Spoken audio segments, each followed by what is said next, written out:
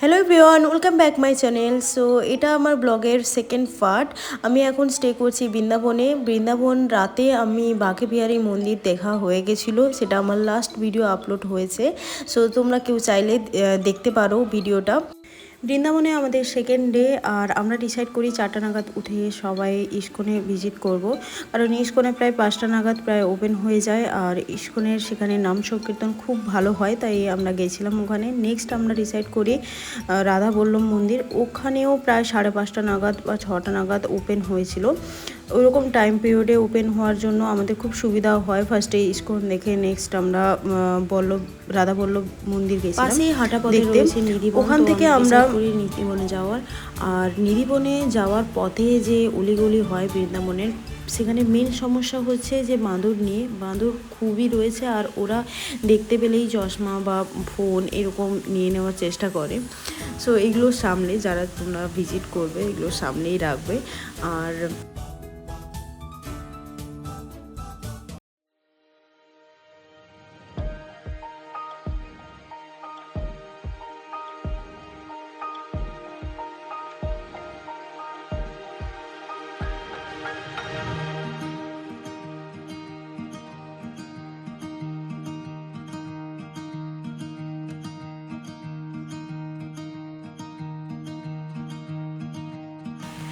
কিন্তু নিধিবনে পুরোটাই নেট দিয়ে কভার আপ ছিল। আমাদের নেটের মধ্য দিয়ে একটা গলির মধ্য দিয়ে আমাদেরকে সবাইকে ভিজিট করা ছিল, তাই ওই বাঁদরের সমস্যাটা আমাদের এখানে হয়নি।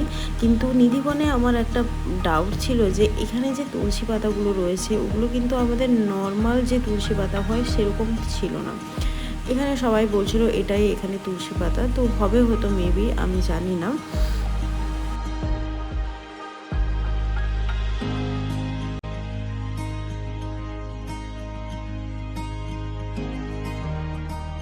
এরপরে আমাদের প্ল্যানিং ছিল মথুরাতে, তাই আমরা চেক আউট করে নিই আমাদের হোটেল থেকে।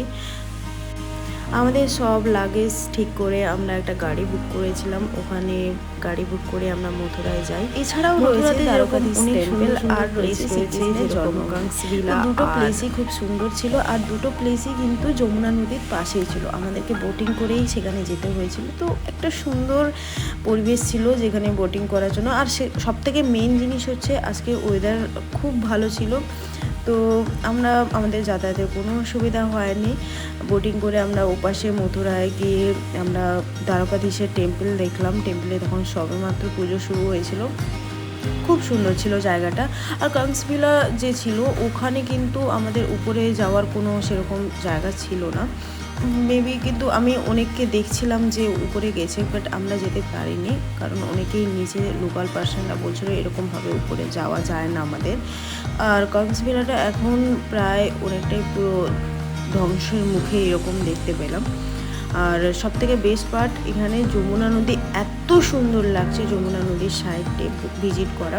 মেবি এটা সন্ধ্যার টাইমে এলে আরও সুন্দর লাগতো, কিন্তু কি করা যায়। এরপরে আমাদের যেহেতু প্ল্যানিং ছিল আগ্রা যাওয়ার, তাই আজকেই আমাদের মথুরার লাস্ট ডে।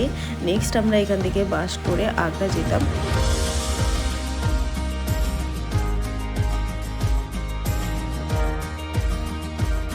ফার্স্ট আমি বুঝতে পেরেছিলাম না এই লাল কেল্লার জাস্ট অপোজিট সাইডেই রয়েছে তাজমহল, সেটা আমি জানতাম না। আমি জাস্ট লাল কেল্লাটা ছিল ওর সাইড দিয়ে হেঁটে হেঁটে চলে এসেছি। আর লাস্ট প্রান্তে দেখলাম একটা মন্দির রয়েছে, ওই মন্দিরে পুজো আরও হচ্ছিলো। আর সামনেই যমুনা নদী ছিল, অনেকে এসে দেখছিলাম লোকাল পার্সনগুলো ওখানে বসেছিল, কথা বললাম। তখন বুঝতে পারলাম যে ওটা মন্দির বহুত পুরনো, তাজমহলের আগে থেকেও ওটা মন্দিরটা ছিল।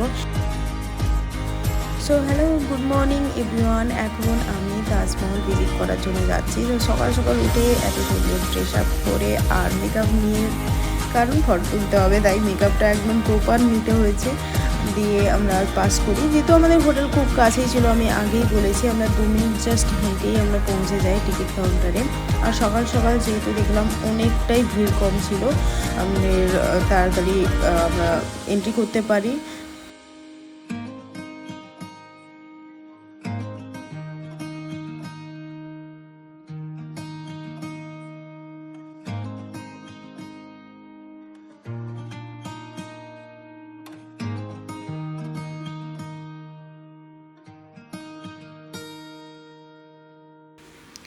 খুব মজা করি আমরা ঢুকেই আমরা যত ফটো ভিডিও যা করার আছে সব করতে স্টার্ট করে দিই।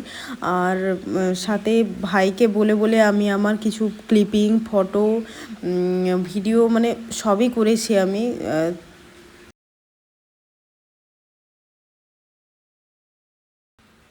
দেখতে দেখতে আমাদের লাঞ্চ টাইম হয়ে গেছিলো, তাই আমরা আগ্রা ফোর্টের জাস্ট অপোজিট সাইডে একটা দোকানে গিয়েছিলাম লাঞ্চ করার জন্য। ওখানে লাঞ্চ করে আমরা ভেবেছিলাম যে আমাদের প্ল্যানিং ছিল ম্যাথ।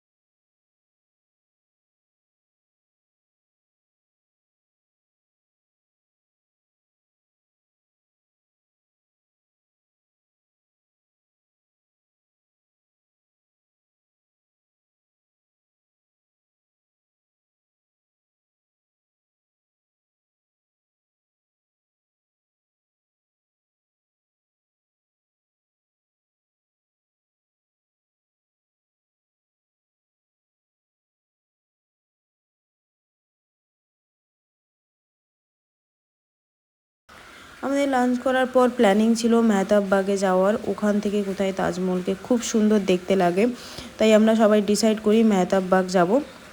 মেহতাব বাগ যেতে গেলে আমাদের আগ্রার জাস্ট অপোজিট সাইডে যেতে হবে, মানে যমুনা নদী আমাদেরকে ক্রস করতে হতো। যমুনা নদী ক্রস করে আমরা চলে আসি, কিছুটা পথ হেঁটেই আমরা এন্ট্রি করি। কিন্তু ওই টাইমে বিশাল ঝড় আসে আর খুব সুন্দরও ঠান্ডাও পড়ে যায়, কারণ সারাদিনটা খুব একটু গরমও ছিল ওই টাইমটা। কিন্তু সন্ধ্যার সময় বৃষ্টিটার পর একদম পুরো ফ্রেশ ঠান্ডা বাতাস দিচ্ছিল।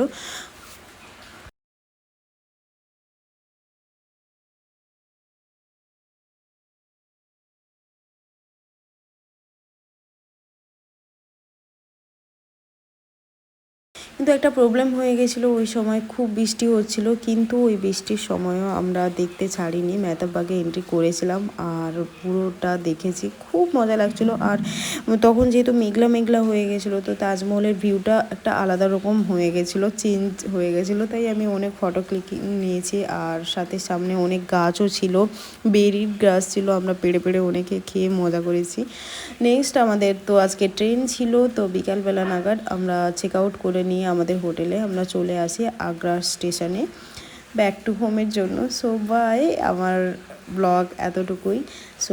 সো ফুল ট্রিপ আর ফুল জার্নিটা খুব মজা লেগেছে আমার। নেক্সট টাইম যদি এরকম ঘুরতে যাই তারও ব্লগ ছাড়বো, আমি চেষ্টা করব ছাড়ার। সো দেখা হচ্ছে নেক্সট ভিডিওতে, বাই।